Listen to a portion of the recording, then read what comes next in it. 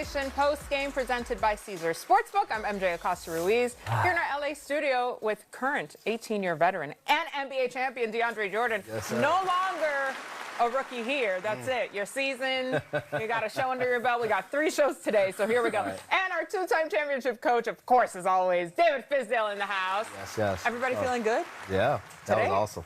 Today has felt like 7 days in just one, but those are Fridays for you, especially when there are games on. One game to be exact. We've got full post-game coverage from that Pistons-Cavs with Game 6 in Cleveland. Detroit on the ropes, trying to force a Game 7 back home. So could Cade and company deliver? I have the answer right here. Left in the first.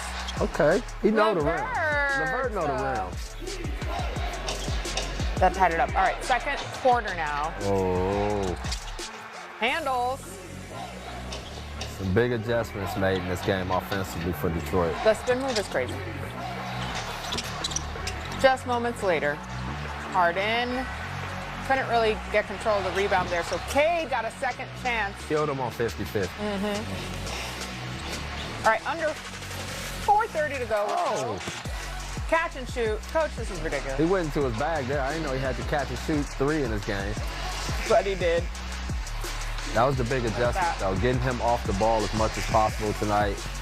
Getting him live ball catches. He's not, dribbling up against pressure, getting fatigued. Nope. 16 first half points for Cade, by the way. Oh. Yeah. He responded. Yes, he did. Yes, he did. All right, about a minute and change. Oh. Come on, Donovan. A little assist. Struz, he's been phenomenal this year. Unbelievable series for Struz. All right, we're on to the third. Cade back to work. Hey, look at this dude. That was entirely too much time and space for Cade. He's rolling. Look at this.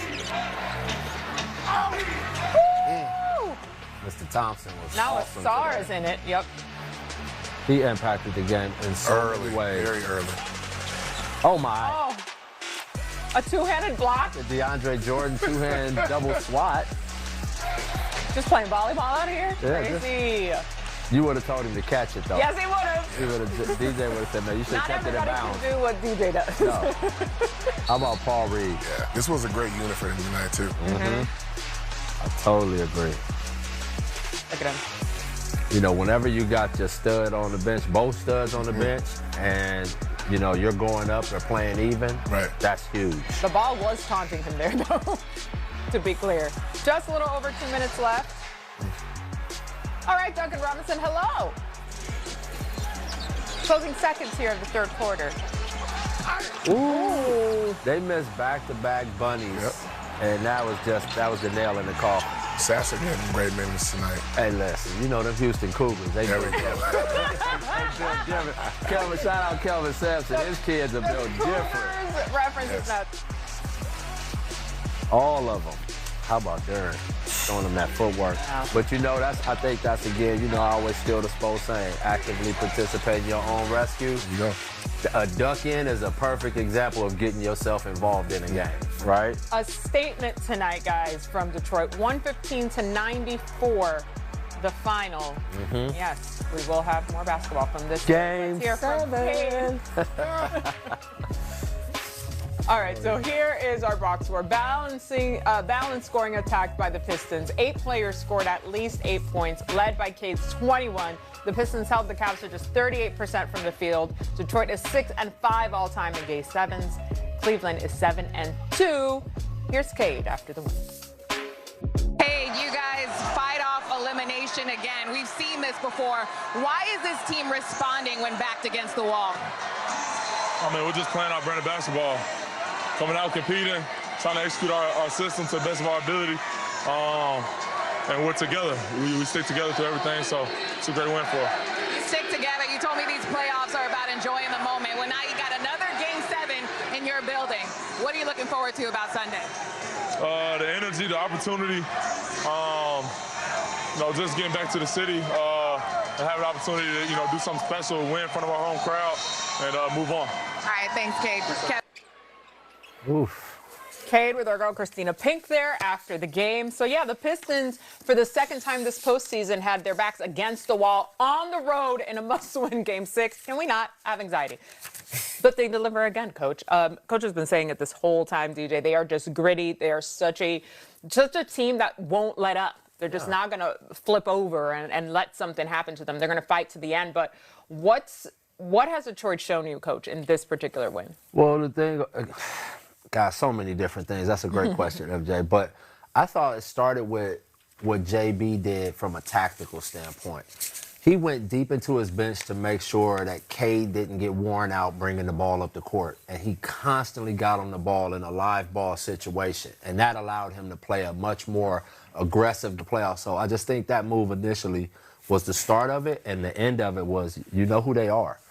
They have shown you all year they are the toughest team in the league, hands down. There's no other, I would say, team that we can compare to them from that level. And so, like I said yesterday, I'm not going to be surprised if they force a Game 7. Yeah. What they show you? I agree with Coach. I think that this team has played #1 seed basketball all year, and they did that tonight. They've been in this situation twice, these playoffs, so, you know, they're a hungry team. They know how to play. Like we talked about, it's going to be your star players that are going to help you win a game, but it's going to be your role guys, your X factors, and I feel like Duran responded right away, early today. He put his imprint on the game. So did Asar Thompson. He just was a pest. He picked up full court. It was a gritty game. He made it chippy. And then you have guys like Paul Reed who came in and gave them great energy. Karis LeVert, like you said, Sasser, Duncan Robinson. So, you know, when your team is clicking like that, they have a deep team, and when they're playing this way, forcing turnovers, Duran asserted himself on the offensive glass. Second possession, second chance points. And when you get things like that, it kind of, the rim opens up and you feel a lot better. And I thought he responded today. No doubt. That's a great response. That's as well as you can respond. Right. But the bench, you named all of those guys. They had almost 50 points off the bench today. That is huge. Very tough to beat them. Yeah, and you look, no matter what the situation's been, Paul Reed has been ready to go. And I told you guys when I came back, I did a story on these guys. I went out there and hung out with JB and them earlier in the year. When I came, I said, to a letter, every player, every coach said, Paul Reed's the hardest worker on this team.